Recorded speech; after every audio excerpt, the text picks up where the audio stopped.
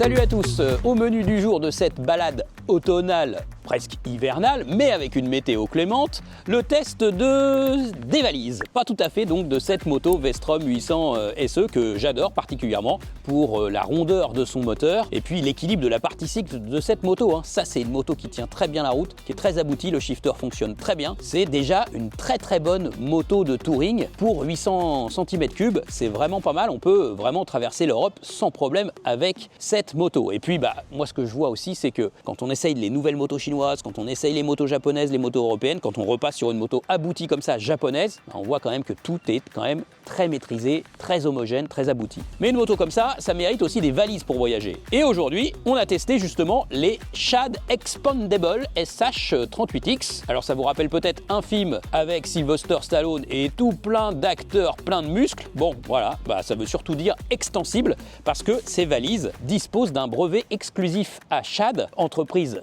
espagnole avec une fabrication non loin de Barcelone dans l'usine Shad, s'il vous plaît. Donc là vous achetez du Made in Europe, un concept de valise extensible donc qui vont pouvoir s'écarter. On ouvre la valise, dedans il y a des petites manettes et puis on les abaisse et de cette façon on peut étendre le volume de la valise. Au niveau du volume intérieur, donc quand elles sont complètement écartées, on gagne 40% de volume. Par contre en contrepartie, on a une largeur aussi qui augmente de 7 cm de part et d'autre. Attention, forcément ça impacte aussi l'encombrement de la moto. Quand elles sont toutes déployées là sur cette Vestrom, on dépasse à peu près le mètre. Alors attention à la mesure que j'ai faite comme ça, c'est pas toujours évident, entre 1 mètre et 1 mètre 10. Et évidemment, quand on les compacte complètement, on descend sous le mètre naturellement. Et donc on a un meilleur repère au niveau du guidon. On retrouve une compacité qui va permettre de mieux se faufiler dans la circulation, qui va aussi permettre de mieux se garer dans les endroits un petit peu étroits. Donc ça change beaucoup. Quand elles sont complètement ouvertes, ces valises, elles peuvent accueillir un intégral ou un modulable dans la valise de gauche comme de droite. Donc ça c'est très bien, c'est une bonne capacité d'emport.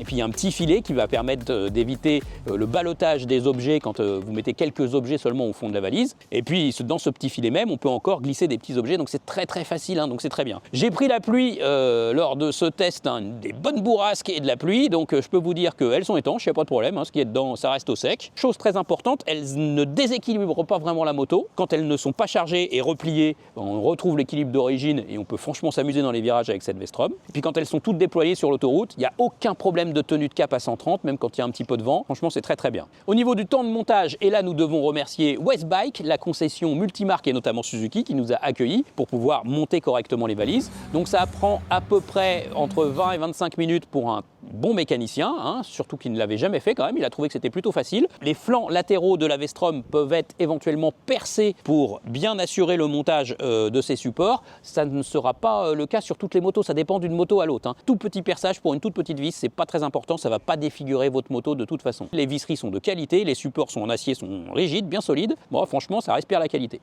Le kit valise, il est vendu évidemment avec des clés, une clé et son double, et évidemment avec une seule clé, on ouvre les deux valises. Il y a possibilité de greffer aussi le top case expandable, aussi, au prix de 334,90 €. Et ce top case peut se marier aussi avec la même clé, donc on peut se retrouver avec une seule clé pour les deux valises et le top case. Alors ces valises Shad qui ont reçu d'ailleurs un Red Dot Award, donc c'est un prix de design qui a été décerné en 2024. C'est plutôt pas mal pour l'entreprise Shad, c'est quand même quelque chose de marquant, parce que c'est plein de designers et de techniciens qui se regroupent et qui décernent finalement des prix aux produits les plus innovants, les plus intéressants du marché. Et bien voilà, super, Shad a décroché ce prix. Donc elle coûte à partir de 679 €. Après il y a le prix aussi des supports et ça dépend en fait de chaque moto. Donc je vous invite à aller sur le site Shad de manière à configurer votre moto avec ces valises pour voir exactement combien ça va coûter. Si vous avez déjà une moto, vous pouvez vous rapprocher d'un concessionnaire, d'un revendeur Shad pour voir pour une simulation pour monter ces valises sur votre moto. Et si jamais vous achetez une moto neuve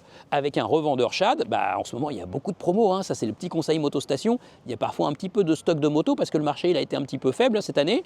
Donc c'est l'occasion de dealer une petite remise et de dealer un petit prix pour pouvoir avoir ces valises montées d'origine. N'oubliez pas de vous abonner à la chaîne YouTube Motorlife, d'activer la petite clochette, de recevoir les petites notifications. À très bientôt pour une autre vidéo. Essais, moto, scooter, équipement. On en fait plein sur Motorlife.